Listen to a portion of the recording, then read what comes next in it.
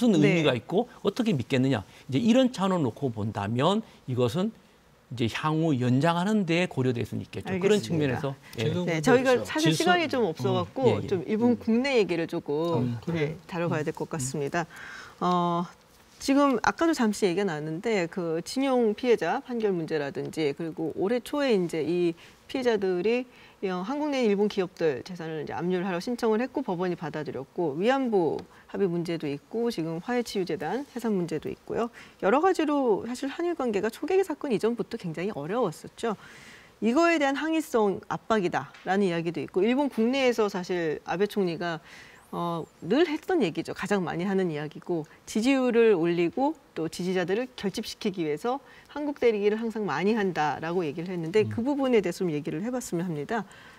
저는 아베 수상이 이 강제징용 대법원 판결에 대해서 굉장히 큰 관심을 가지고 있고 한일 관계의 가장 중요한 핵심은 바로 이거라고 봐요.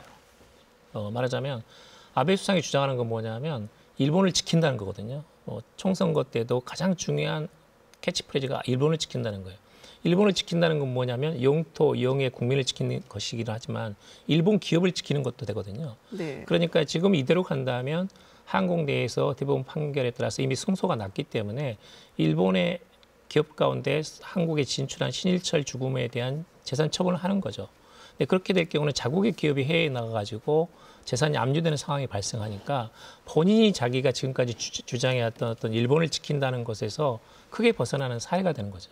근데 거기에 대해서는 굉장히 본인이 한국을 압박하고 있는 거예요. 그러니까 말하자면 2월 8일까지 답변을 달라라든지 이런 건 상당히 이제 외교적인 걸레거든요. 있을 수 없는 일이고 더구나 지금 아까도 이야기 나왔지만 시정연설에서 한국을 전혀 언급도 하지 않은 거 이런 것에 대해서는 저는 적어도 수위를 높여가면서 작년 연말부터 한국에 대해서 굉장히 압박성 이런 메시지 그건 뭐 아까 우리가 이야기한 레이더 문제 아니면 이제 조공비행 민지까지 포함해가지고 그런 메시지를 던지고 있다고 봅니다. 그러니까 지금